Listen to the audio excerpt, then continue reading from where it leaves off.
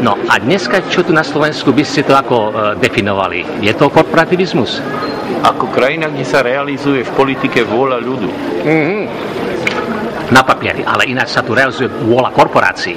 Uznáte to, priznáte. To, že sa môže realizovať akákoľvek vôľa, je výsledkom tajných, priamych a demokratických volieb. Dobre, ale A všetci, ktorí kritizujú ich výsledky, sa musia zamyslieť nad tým, že taká bola vôľa ľudu.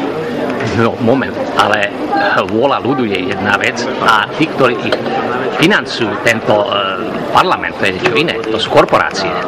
Problém je ten, že mnohí v tomto parlamente rozhodujú, ako rozhodujú dlhé roky a sankcia, ktorú ľud za to vystavil, je tá, že ich znova zvolil. To znamená, očividne súhlasí s rozhodovaním korporácií, o ktorých vy hovoríte, zastupujú. No ale ak teda je to tak je jednoducho čarom demokracie to, že ľud si svoju voľbu musí prežiť. No ale keď je tu nastavený volebný zákon, takže tu nie je možné Čo nie je možné? normálne ísť do politiky, kde sú spravené bariéry napríklad. Poznáte nejakú veľmi inú demokraciu?